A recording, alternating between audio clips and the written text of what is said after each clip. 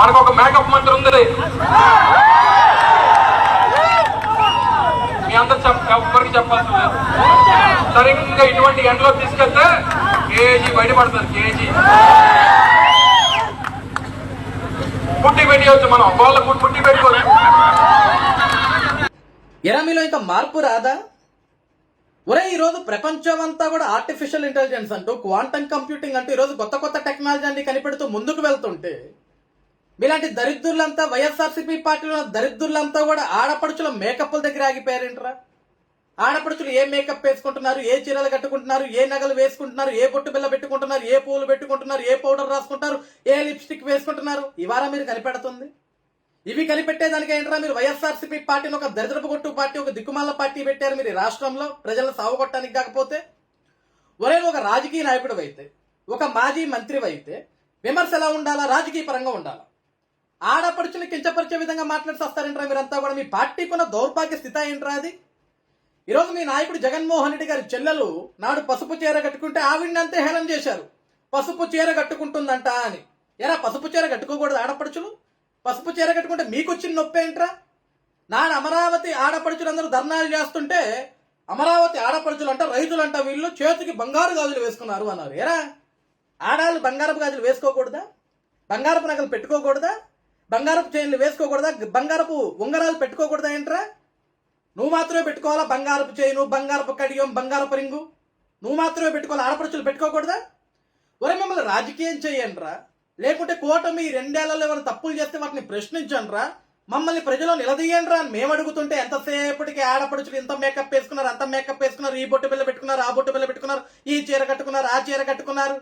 ఇదేం దిక్కుమాల కామెంట్స్ రా? ఇవేం దిక్కుమాలిన కామెంట్స్? ఇప్పుడు రాజకీయ విమర్శ అంటే ఇదేనా గుడివాడమన్నా?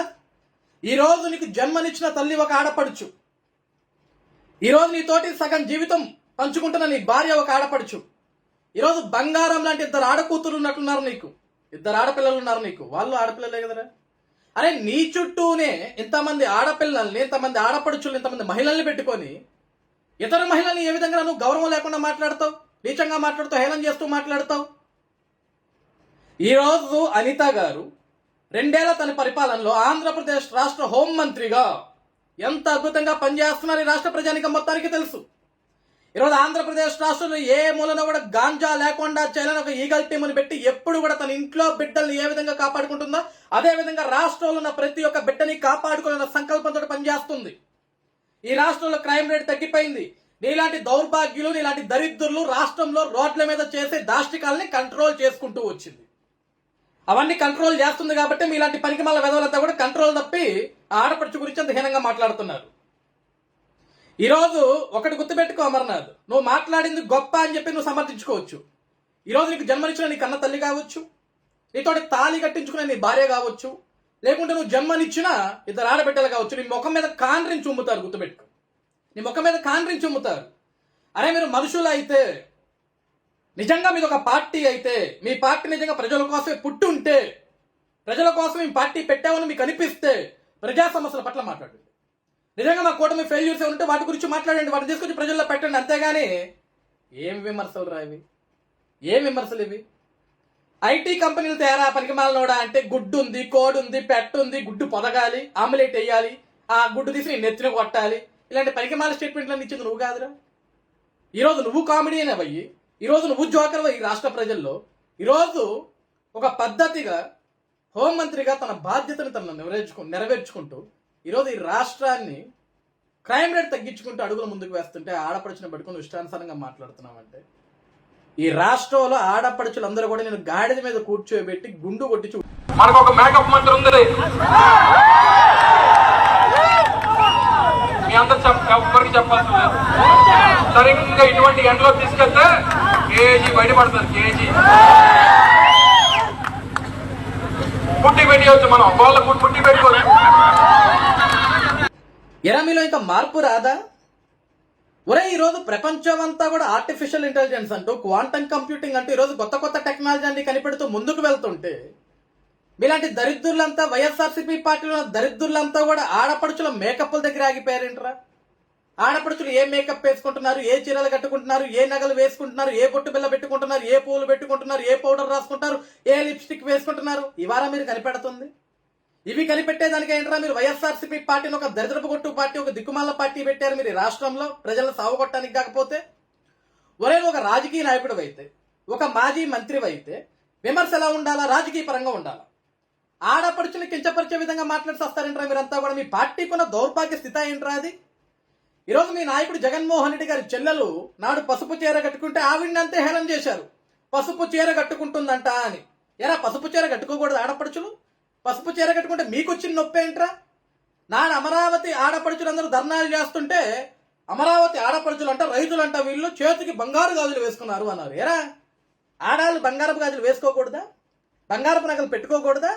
బంగారపు చైన్లు వేసుకోకూడదా? బంగారపు ఉంగరాలు పెట్టుకోకూడదా ఏంట్రా? నువ్వు మాత్రమే పెట్టుకోవాలా బంగారపు చైను, బంగారపు కడియం, బంగారపు రింగు? నువ్వు మాత్రమే పెట్టుకోవాలా, ఆడపడుచులు పెట్టుకోకూడదా? ఒరే మిమ్మల్ని రాజకీయం చేయండిరా, లేకుంటే కూటమి 2 ఏళ్లలో ఏమైనా తప్పులు చేస్తే వాటిని ప్రశ్నించండిరా, మమ్మల్ని ప్రజలు నిలదీయండిరా అని మేము అడుగుతుంటే ఎంతసేపటికి ఆడపడుచులు ఇంత మేకప్ వేసుకున్నారు, అంత మేకప్ వేసుకున్నారు, ఈ బొట్టు బిల్ల పెట్టుకున్నారు, ఆ బొట్టు బిల్ల పెట్టుకున్నారు, ఈ చీర కట్టుకున్నారు, ఆ చీర కట్టుకున్నారు. ఇదేం దిక్కుమాల కామెంట్స్ రా, ఇవేం దిక్కుమాల కామెంట్స్. ఇప్పుడు రాజకీయ విమర్శ అంటే ఇదేనా గుడివాడమన్నా? ఈ రోజు నీకు జన్మనిచ్చిన తల్లి ఒక ఆడపడుచు, ఈరోజు నీతోటి సగం జీవితం పంచుకుంటున్న నీ భార్య ఒక ఆడపడుచు, ఈరోజు బంగారం లాంటి 2 ఆడకూతురు ఉన్నట్టున్నారు నీకు, 2 ఆడపిల్లలు ఉన్నారు నీకు, వాళ్ళు ఆడపిల్లలే కదరా. అరే నీ చుట్టూనే ఇంతమంది ఆడపిల్లల్ని, ఇంతమంది ఆడపడుచులు, ఇంతమంది మహిళల్ని పెట్టుకొని ఇతర మహిళల్ని ఏ విధంగా నువ్వు గౌరవం లేకుండా మాట్లాడతావు, నీచంగా మాట్లాడుతావు, హేళన చేస్తూ మాట్లాడతావు? ఈరోజు అనిత గారు 2 ఏళ్ల తన పరిపాలనలో ఆంధ్రప్రదేశ్ రాష్ట్ర హోంమంత్రిగా ఎంత అద్భుతంగా పనిచేస్తున్నారు ఈ రాష్ట్ర ప్రజానికం మొత్తానికి తెలుసు. ఈరోజు ఆంధ్రప్రదేశ్ రాష్ట్రంలో ఏ మూలన కూడా గాంజా లేకుండా చేయాలని ఒక ఈగల్ టీముని పెట్టి ఎప్పుడు కూడా తన ఇంట్లో బిడ్డల్ని ఏ విధంగా కాపాడుకుంటుందో అదే విధంగా రాష్ట్రంలో ఉన్న ప్రతి ఒక్క బిడ్డని కాపాడుకునే సంకల్పంతో పనిచేస్తుంది. ఈ రాష్ట్రంలో క్రైమ్ రేట్ తగ్గిపోయింది. నీలాంటి దౌర్భాగ్యులు, నీలాంటి దరిద్రులు రాష్ట్రంలో రోడ్ల మీద చేసే దాష్టికాలని కంట్రోల్ చేసుకుంటూ వచ్చింది.